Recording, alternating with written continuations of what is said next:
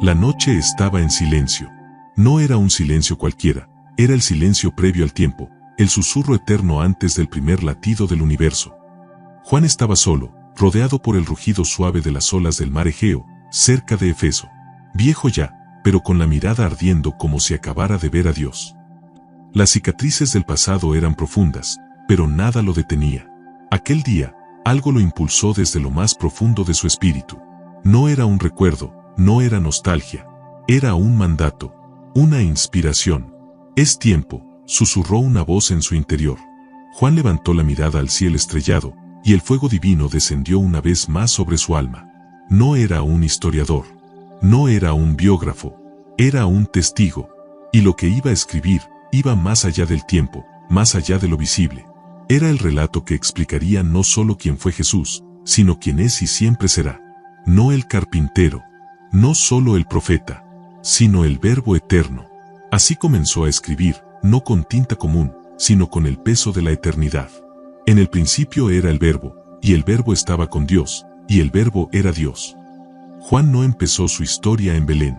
Él fue más atrás, a un tiempo en que aún no había tiempo, a un lugar donde solo habitaba Dios.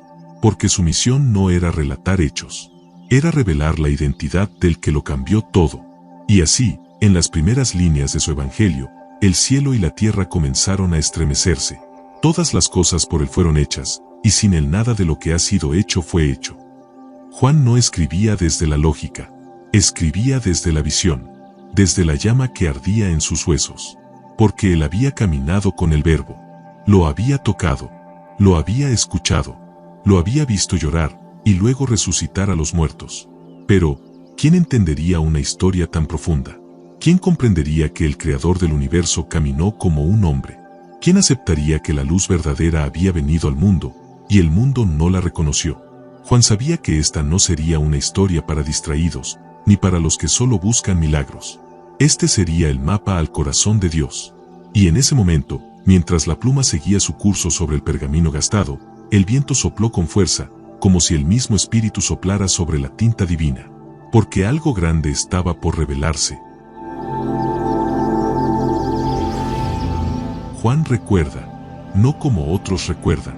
Él recuerda con los ojos del alma. Recuerda la mirada de Jesús cuando hablaba. Recuerda el eco de sus pasos sobre la tierra que él mismo creó. Pero también recuerda otra cosa, la oscuridad. No la oscuridad de una noche sin luna. La oscuridad de corazones que ya no buscaban la verdad. Religiosos sin fe, políticos sin justicia, multitudes ciegas guiadas por el orgullo. Y en medio de todo eso, una voz diferente, una luz distinta, una presencia imposible de ignorar. En él estaba la vida, y la vida era la luz de los hombres. Y la luz en las tinieblas resplandece, y las tinieblas no prevalecieron contra ella. ¿Qué batalla se libró en secreto? No con espadas, sino con palabras. No con ejércitos, sino con milagros, con misericordia, con amor incondicional. Y sin embargo, el mundo estaba tan ocupado construyendo templos, recolectando monedas, preservando apariencias, que no vio que Dios ya estaba entre ellos. En el mundo estaba, y el mundo por él fue hecho, pero el mundo no le conoció. Juan se detiene. La tinta se seca mientras sus pensamientos se agitan. Él fue testigo de ese dolor.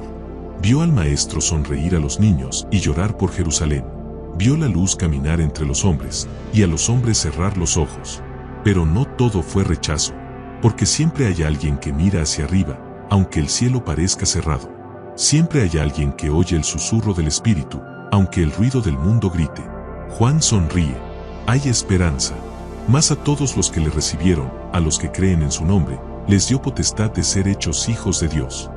Y ese es el latido de esta historia. No es solo una crónica divina, es una invitación eterna, porque el Verbo no vino solo a caminar entre nosotros, vino a transformarnos, a adoptarnos, a hacernos suyos. Y en ese momento, en aquellas noches solitarias, mientras el cielo se cubre de estrellas, Juan escribe lo impensable, y aquel Verbo se hizo carne, y habitó entre nosotros. Y vimos su gloria, gloria como del unigénito del Padre, lleno de gracia y de verdad. Dios, con pies polvorientos, con manos que sanaban, con voz que perdonaba, con lágrimas humanas y corazón eterno. El cielo tocó la tierra, y la historia ya no podía ser la misma. Entre las dunas abrasadas por el sol, una figura vestida con piel de camello levanta la voz como un trueno. No es un rey, no es un sacerdote, es una voz, una que no se vende, una que no se calla. Juan el Bautista. El pueblo salía a los desiertos para oírlo, porque aunque no vestía como los hombres importantes, ni hablaba como los eruditos del templo, hablaba con fuego, y en medio del silencio agrietado por siglos sin profecía, Dios volvió a hablar. Yo no soy el Cristo, gritaba el Bautista.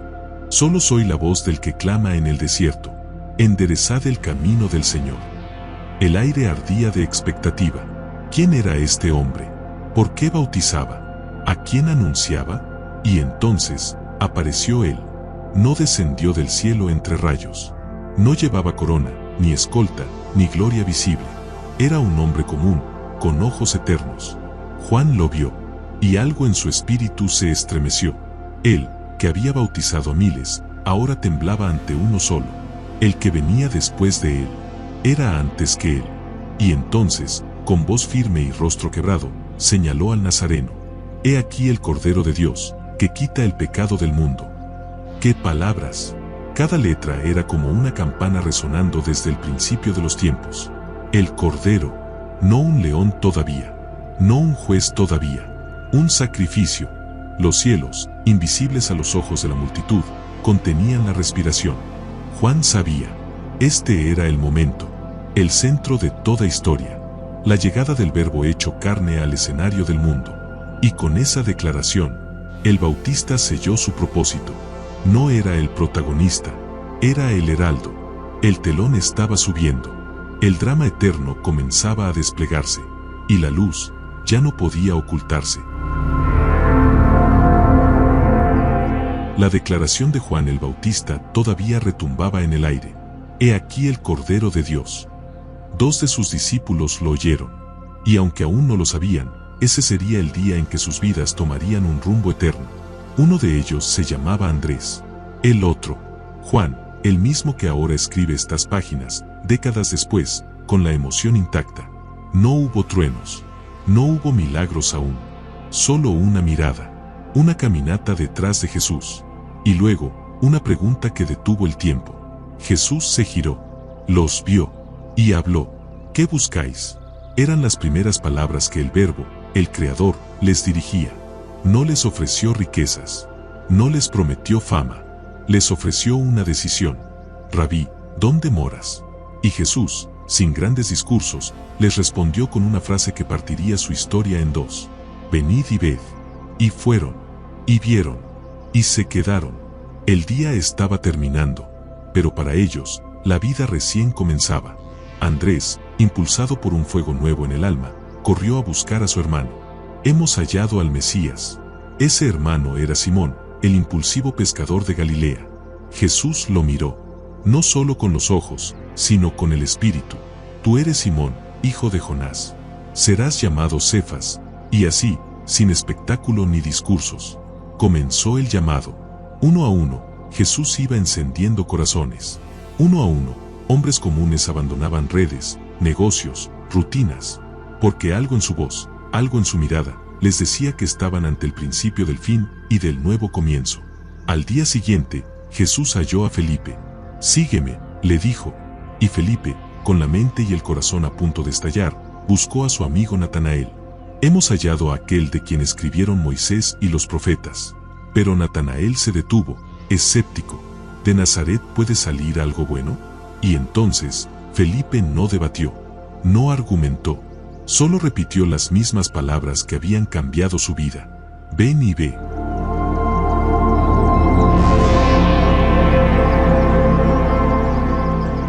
El Verbo camina hacia una boda, no hacia un templo, ni a una montaña sagrada, sino a una fiesta de pueblo, donde hay risas, comida, música, vecinos y vino.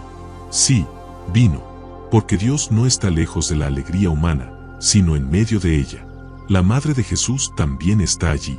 María observa como toda madre, atenta, sensible, percibiendo lo que los demás aún no ven. Y entonces ocurre un susurro entre los sirvientes, un gesto de preocupación, un rostro tenso. El vino se acabó. La celebración corre peligro. El honor de la familia, en juego. La fiesta, a punto de derrumbarse. María no entra en pánico. Ella mira a Jesús. Solo lo mira. Y sin una palabra de más, le dice: no tienen vino. Jesús le responde con calma: mujer, ¿qué tiene que ver esto conmigo? Aún no ha llegado mi hora. Pero María no discute, porque una madre que ha escuchado al ángel y guardado promesas en su corazón, sabe cuándo ha llegado el momento. Y con fe callada, dice a los sirvientes: haced todo lo que él os diga. Ahí están, 6 tinajas de piedra, frías, grandes, usadas para el rito de purificación de los judíos. Vasijas vacías, como tantas costumbres, como tantos corazones. Jesús no levanta las manos, no pronuncia conjuros. Solo les da una orden sencilla: llenad las tinajas de agua. Los sirvientes obedecen. Y cuando están llenas hasta el borde, él dice: sacad ahora, y llevadlo al maestresala. Lo hacen. Y entonces, el agua se transforma. Sin luces, sin sonido, sin testigos de gloria. Solo los sirvientes lo saben. Y el vino es tan bueno, tan puro, que el encargado de la fiesta se asombra. Todos sirven primero el buen vino. Pero tú has guardado el mejor para el final. Nadie entiende lo que ha pasado. Nadie, excepto algunos. Andrés lo ve y se estremece. Juan contiene el aliento. Simón Pedro guarda silencio, porque algo invisible acaba de hacerse presente. La gloria del Mesías se ha manifestado por primera vez, pero no lo hizo levantando muertos, sino salvando una fiesta. Y ese es el estilo del Verbo: transformar lo ordinario en eterno, convertir el agua de la rutina en el vino del reino. Y sus discípulos, ese día, creyeron en él, no porque vieron un espectáculo, sino porque descubrieron quién era realmente. No un maestro, no un revolucionario, sino el Señor del gozo y de los milagros escondidos. Jerusalén hervía. La ciudad santa, cubierta de peregrinos, vendedores, animales y oraciones a medio decir. Los muros del templo se alzaban majestuosos. Pero dentro, algo no estaba bien. Jesús entró, y lo que vio le partió el alma y le encendió el celo. Era el patio de los gentiles, el único lugar donde los no judíos podían orar. Pero ya no quedaba espacio para el silencio, ni para la búsqueda sincera. Todo estaba ocupado por mesas, jaulas, gritos, monedas. Un mercado disfrazado de religión. Allí estaban los cambistas. Hombres rápidos con las manos, lentos con el alma. Allí estaban los vendedores de palomas. Ofrecían sacrificios puros al mejor postor. Allí estaban los sumos intereses, los falsos rezos y las verdaderas ambiciones. No vendían fe, vendían apariencia. Y entonces, el Verbo se encendió. Jesús no gritó por enojo personal. Gritó por el dolor de su Padre. Gritó por cada alma que venía buscando perdón. Y encontraba tarifas. Tomó cuerdas. Y con sus propias manos, hizo un látigo. Y comenzó a echarlos fuera. A los vendedores. A los cambistas. Volteó las mesas, las monedas cayeron como juicio. Las jaulas se abrieron, las palomas volaron, los bueyes corrieron confundidos. Y la voz que había dicho, hágase la luz, ahora tronaba dentro del templo. No hagáis de la casa de mi Padre una casa de mercado. Los ojos de Jesús ardían. No con odio, sino con justicia. Con un celo que hacía eco del clamor de los profetas. El templo es lugar de encuentro con Dios, no una trampa para los desesperados. Esto no es negocio, es misericordia. No se vende el perdón, no se cobra por la esperanza. No se trafica con la fe del pobre. Los discípulos lo miraban asombrados. Y entonces lo recordaron. El celo por tu casa me consume. Mientras el polvo flotaba en el aire y los mercaderes huían ofendidos. Los líderes religiosos lo confrontaron. ¿Con qué autoridad haces esto? ¿Qué señal nos das? Y Jesús, con voz firme y ojos fijos, les lanzó una profecía que no entenderían hasta mucho después. Destruid este templo, y en 3 días lo levantaré. Ellos rieron. 46 años llevó construir este templo, y tú lo vas a levantar en 3 días. Pero no hablaba de piedras. Hablaba de su cuerpo, del verdadero templo, del lugar donde Dios habitaría con los hombres, para siempre. Ese día no hizo milagros de sanidad. Ese día sanó el templo. Y con cada mesa caída, con cada jaula rota, con cada moneda en el suelo, el reino de Dios se abría paso, expulsando la mentira, haciendo espacio para la verdad.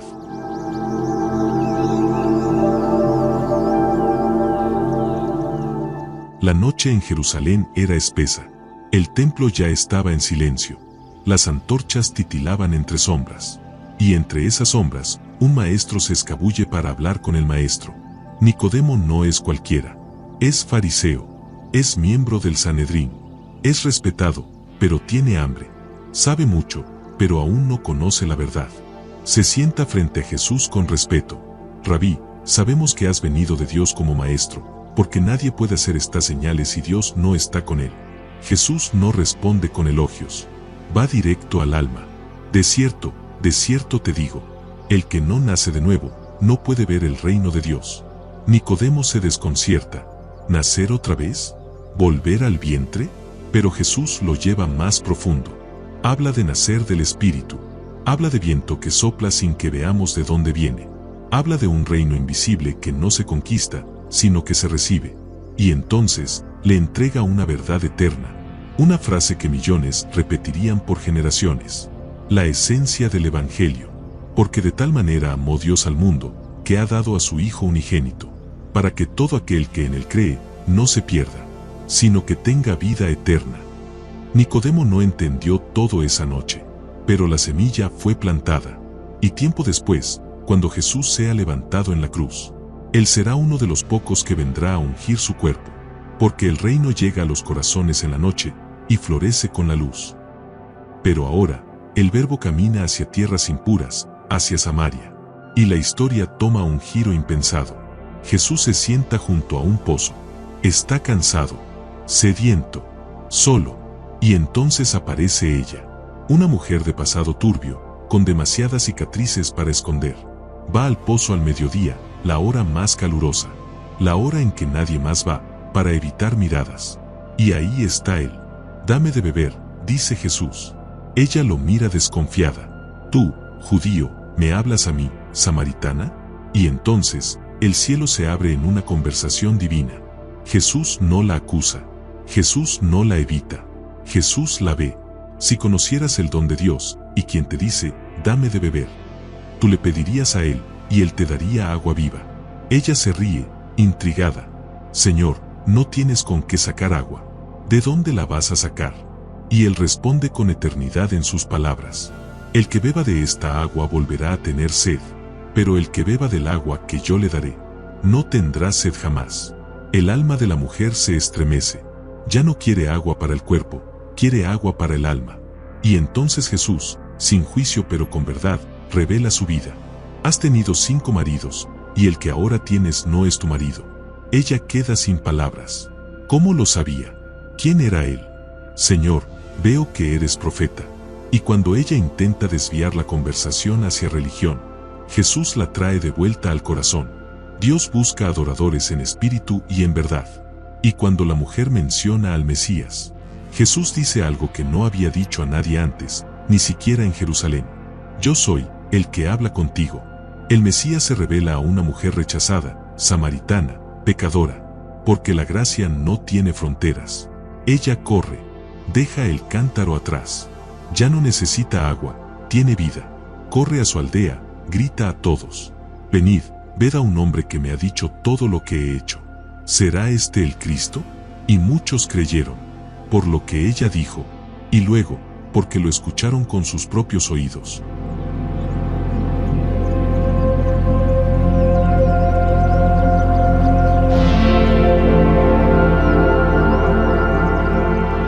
El templo estaba lleno de oraciones, pero la misericordia había salido a la calle. Jesús caminaba entre ruinas y murmullos. Había llegado al estanque de Betesda, cerca de la puerta de las ovejas, un lugar olvidado por la mayoría, pero lleno de los que nadie quería mirar. Allí estaban los ciegos, cojos, paralíticos, esperando el milagro de un agua que, según la tradición, era agitada por un ángel. Y en medio de ellos, un hombre. 38 años había estado postrado.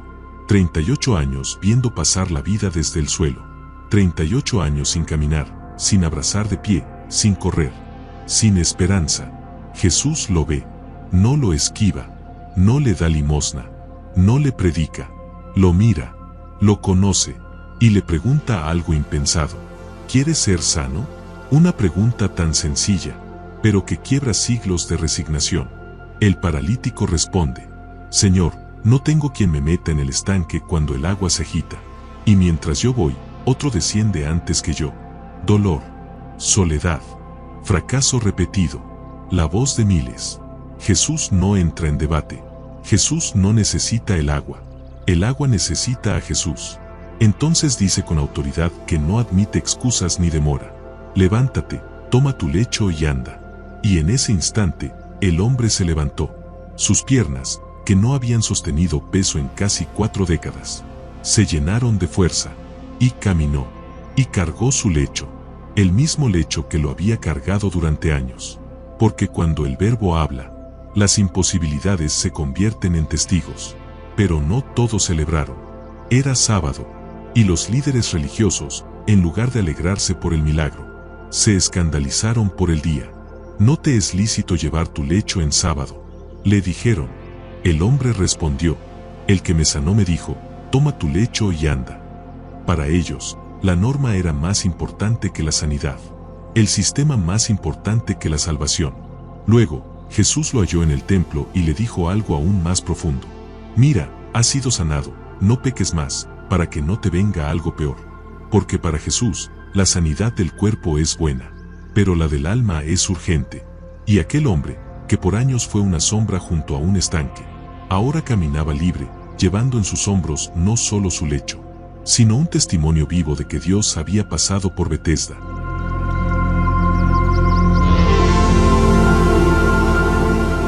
Las multitudes lo seguían. Día tras día, de aldea en aldea, Jesús caminaba rodeado por una marea de almas hambrientas. Pero no solo tenían hambre de pan, sus ojos, sus corazones, clamaban por algo más. Por sentido, por esperanza, por vida.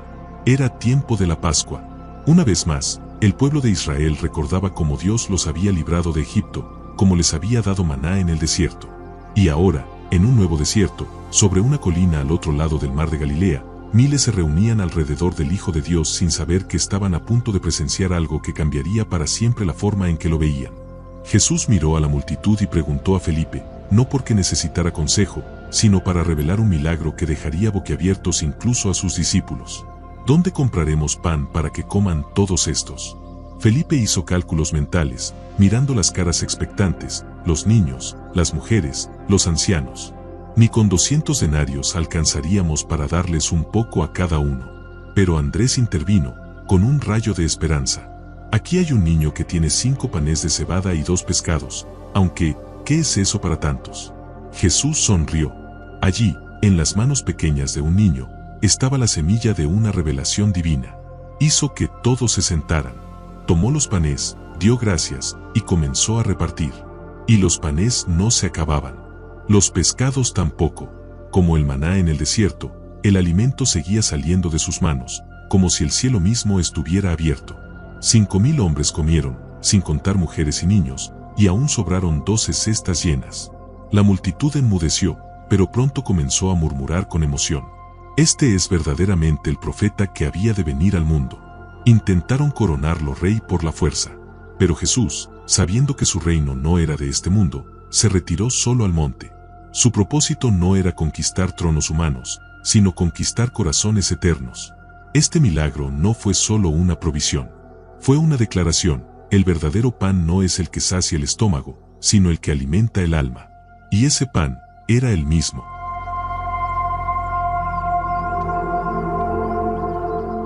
Caía la noche.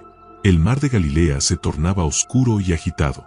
Los discípulos, obedientes, habían subido a la barca rumbo a Capernaum, mientras Jesús se había quedado solo en el monte, orando. El viento se volvió fuerte. Las olas golpeaban con furia la embarcación. Era la 4ª vigilia de la noche, entre las 3 y las 6 de la madrugada. El cansancio, el miedo y la tormenta los envolvían. Y en medio de esa oscuridad, vieron algo imposible, una figura acercándose, caminando sobre el agua. El terror los invadió. Es un fantasma, gritaron. Pero la voz que retumbó sobre el estruendo del mar no era de un espíritu, sino del Maestro. «Soy yo. No tengan miedo». Pedro, temblando entre la duda y la fe, respondió: «Señor, si eres tú, manda que yo vaya a ti sobre las aguas». «Ven», dijo Jesús. Pedro bajó de la barca y, por un instante eterno, caminó también sobre el agua, desafiando toda lógica. Pero al sentir el viento, dudó y comenzó a hundirse. «Señor, sálvame», clamó con desesperación. Jesús extendió la mano y lo sostuvo. «Hombre de poca fe, ¿por qué dudaste?». Juntos subieron a la barca. El viento se detuvo de inmediato. Un silencio sagrado los envolvió. Y todos, postrados ante él, dijeron: «Verdaderamente tú eres el Hijo de Dios». No era solo un maestro ni un hacedor de milagros. Era el Señor del mar y del viento, el único que puede sostenernos incluso cuando nos hundimos en nuestras propias dudas. Aquel que camina sobre nuestras tormentas y nos toma de la mano cuando sentimos que nos vamos a hundir.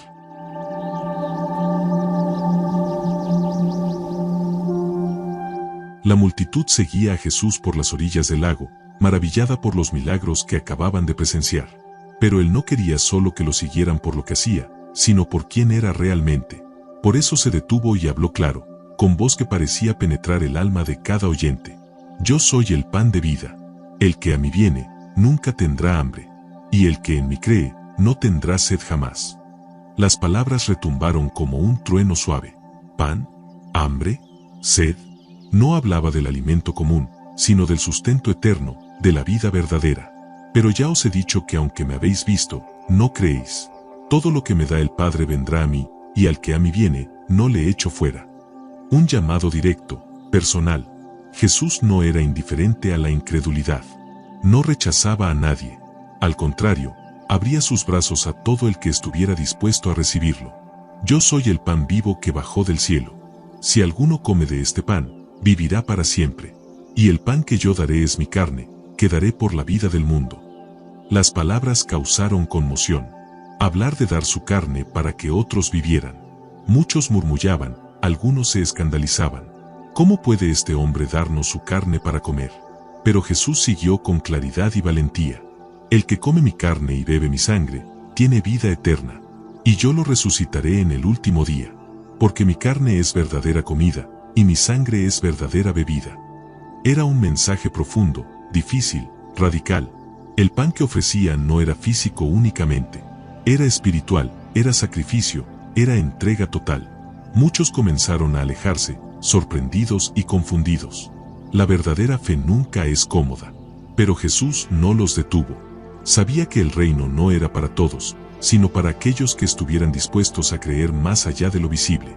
Y así, con voz firme y mirada serena, concluyó: ¿Os escandaliza esto? Pues si vierais al Hijo del Hombre subir a donde estaba antes. Porque el que ofrece vida eterna es también el que viene del cielo y a él volverá. Y el misterio de su ser y misión, aunque incomprendido por muchos, sigue llamando hoy como entonces. Jesús llegó a Betania, un pequeño pueblo donde el cansancio no era solo físico, sino del alma. Aquí vivían Marta y María, dos hermanas que lo amaban con un fervor sincero, y un hermano, Lázaro, cuya vida estaba a punto de revelar el poder más grande de Jesús. Marta recibió a Jesús con prisa y preocupación. «Señor, si hubieras estado aquí, mi hermano no habría muerto». Jesús la miró con una ternura que atravesó el dolor. «Tu hermano resucitará». Marta, aferrada a la esperanza, respondió: «Sé que resucitará en la resurrección, en el último día». Pero Jesús le dijo con voz firme: «Yo soy la resurrección y la vida. El que cree en mí, aunque muera, vivirá. Y todo aquel que vive y cree en mí, no morirá jamás». ¿Crees esto? Marta, aunque con lágrimas, afirmó con fe: «Sí, Señor, yo creo que tú eres el Cristo, el Hijo de Dios, que había de venir al mundo». En ese momento, María llegó silenciosa. Se postró a los pies de Jesús, llorando, dejando caer su corazón sin palabras. Jesús se conmovió profundamente. Lloró. El Verbo, que creó la vida con solo hablar, lloró con aquellos que amaba. Su humanidad y divinidad se encontraron en ese gesto. Luego, con voz potente que resonó entre las tumbas, ordenó: «Lázaro, ven fuera». Y el hombre que llevaba 4 días muerto salió, envuelto en vendas, vivo de nuevo. La multitud quedó sin aliento. Un milagro que confirmaba que en Jesús estaba el poder sobre la muerte. Pero esta resurrección no solo era para Lázaro, era para todos nosotros. Una promesa viva, que la muerte no tiene la última palabra. Y Marta y María, con corazones renovados, comprendieron que el Verbo no solo ofrece vida, sino vida en abundancia.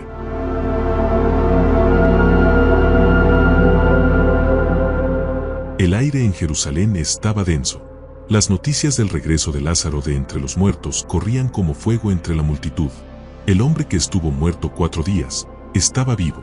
El milagro no podía ser negado. Los fariseos y sumos sacerdotes sintieron cómo temblaba su trono de poder. Aquella multitud que seguía a Jesús crecía.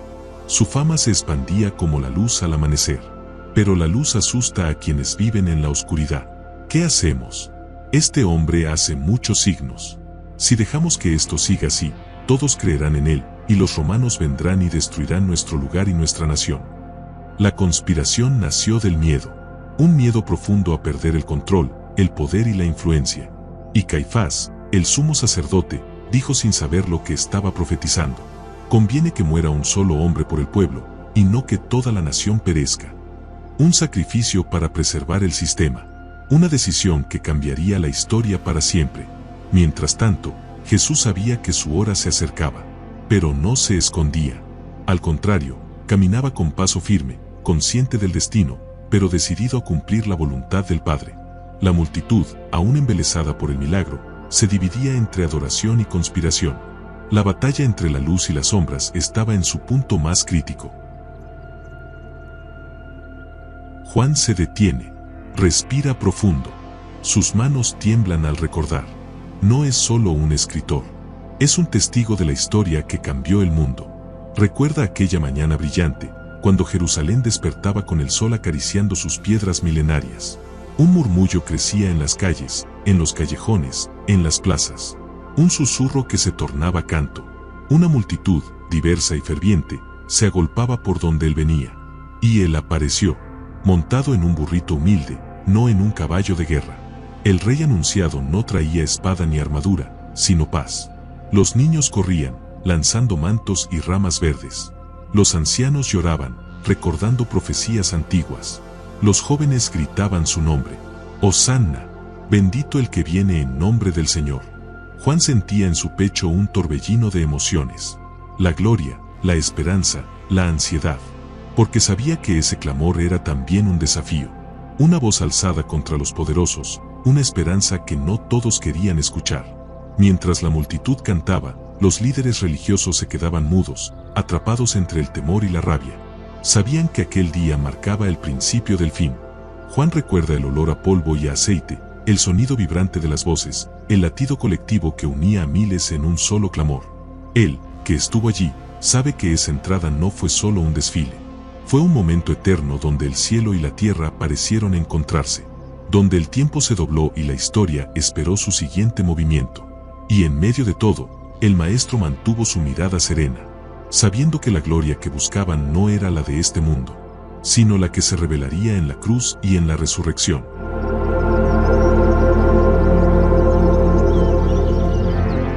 Juan cierra los ojos y vuelve a aquella noche. La luz de las velas baila en su memoria, las sombras se alargan en la sala superior, un espacio pequeño, pero que esa noche se convierte en el centro del universo. Jesús, con su mirada de fuego y ternura, se sienta con los 12. No es un maestro distante, es un amigo que sabe que su tiempo se agota. El silencio pesa, pero también hay una calma profunda, como antes de la tormenta. Los murmullos se apagan cuando Jesús se levanta y hace algo inesperado. Toma un paño, agua y una toalla, y comienza a lavar los pies de sus discípulos. Un gesto humilde, revolucionario. El Señor, el Maestro, se hace servidor. Juan recuerda cómo en ese momento sintió una mezcla de vergüenza y asombro, porque ni siquiera se atrevía a mirar cuando Jesús se acercó a él. Luego vino el pan y el vino. Jesús tomó el pan, lo partió y dijo: «Tomad, comed, esto es mi cuerpo». Y tomó la copa, y declaró: «Esta copa es el nuevo pacto en mi sangre, que por vosotros se derrama». Palabras que resonaron más allá del tiempo y el espacio.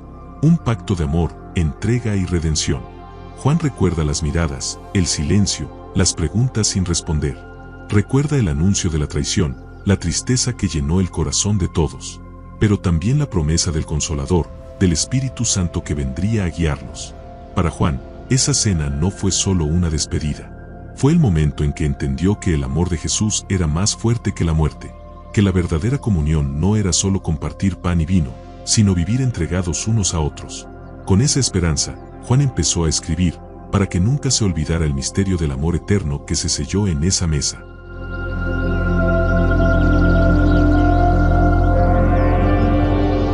La luna brillaba pálida sobre el huerto de Getsemaní. El aire estaba cargado de tensión, de sudor y oraciones ahogadas. Jesús, agotado, se apartó con sus discípulos, buscando un momento para hablar con el Padre, para pedir fuerza. Padre, si es posible, pasa de mí esta copa, pero no se haga mi voluntad, sino la tuya. El silencio fue su respuesta, y en esa soledad, el peso del mundo pareció aplastar su alma. Mientras tanto, sus amigos más cercanos, cansados, caían dormidos una y otra vez. Entonces apareció Judas, el traidor, con un beso, un gesto de amor falso, una señal de entrega. Las sombras se abrieron y hombres armados surgieron. Jesús, sin resistirse, se entregó, pero no como un derrotado, sino como el rey que conoce su destino y lo acepta por amor. Juan recuerda cómo sintió su corazón partirse, cómo la desesperanza quiso apoderarse de él. Pero también vio la fortaleza del Maestro, la calma en medio del caos, el amor que no se rinde. Y mientras Judas huía entre las sombras de la noche, Juan sabía que algo grande estaba por cumplirse, la victoria del amor sobre la muerte.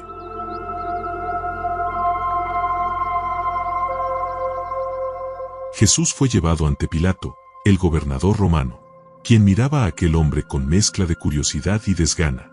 No encontraba culpa en él, pero la presión del pueblo y los líderes religiosos era intensa. Pilato intentó liberarlo, pero la multitud, movida por miedo y odio, exigía su muerte. Jesús no defendió su inocencia con palabras ni gritos. Aceptó el camino que sabía que debía recorrer. Le pusieron una corona de espinas, un manto púrpura burlón, y lo golpearon. Lo llevaron cargando la cruz hacia el Gólgota. Cada paso era un sacrificio, un acto de amor incomprendido. Juan recuerda cómo la multitud gritaba, cómo el silencio de algunos dolía más. En la cruz, Jesús habló palabras que resonaron en el tiempo. Consumado es. Y entregó su espíritu al Padre. La tierra tembló, el velo del templo se rasgó. La muerte intentó reclamarlo, pero no pudo. Porque aquel que dio su vida, resucitaría al tercer día, abriendo las puertas del cielo para siempre.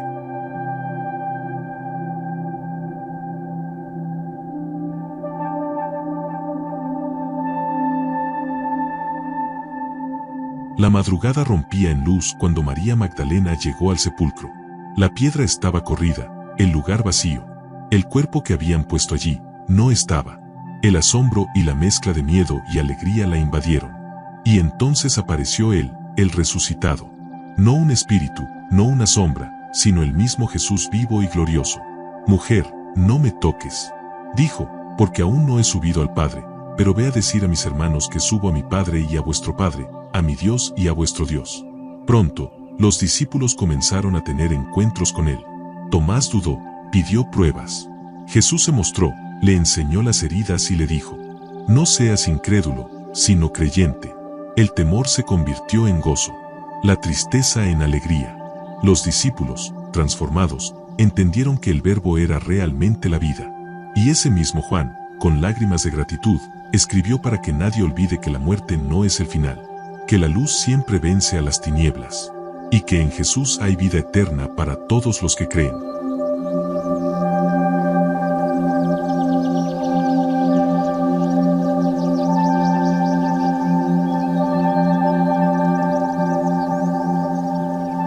Después de todo lo vivido, de la luz y la oscuridad, de la vida y la muerte, el mensaje de Juan resuena con fuerza inquebrantable. En el principio era el Verbo, y el Verbo estaba con Dios, y el Verbo era Dios. Él estaba en el principio con Dios. Todas las cosas por él fueron hechas, y sin él nada de lo que ha sido hecho, fue hecho. Este Verbo, Jesús, no es un mito ni una historia antigua, es la verdad viva que camina entre nosotros, la luz que ilumina la oscuridad de nuestro mundo. el amor que transforma corazones y da vida eterna. Juan invita a todos a dar un paso decisivo. A todos los que le recibieron, a los que creen en su nombre, les dio potestad de ser hechos hijos de Dios. Este no es un llamado para los perfectos, sino para los que buscan, para los cansados, para los que anhelan esperanza. La fe en Jesús es la llave que abre la puerta a un nuevo nacimiento, una vida llena de propósito, de paz y de alegría eterna. La historia que Juan escribió no termina en un libro, termina en cada corazón que decide creer, en cada alma que acepta al Verbo como su Salvador. Este es el Evangelio según Juan, una invitación a la vida, a la luz, al amor, una historia épica que continúa, porque Jesús vive, y con Él, nosotros también.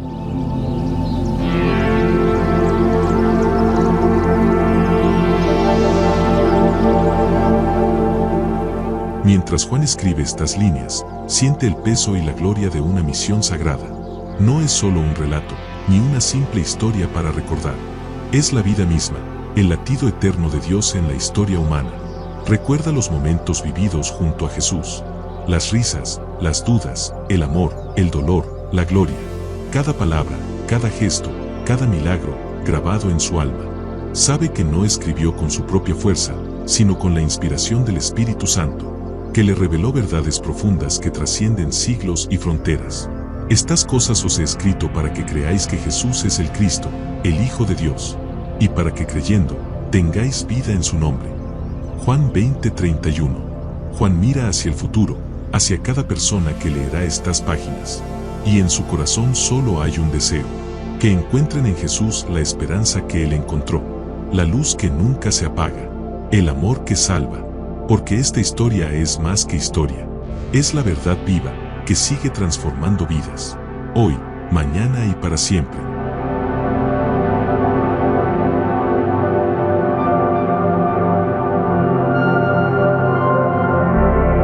Si este video te ha sido de bendición, compartilo con tus amigos, dale like y suscríbete para que el canal pueda ir creciendo y podamos seguir subiendo videos como este.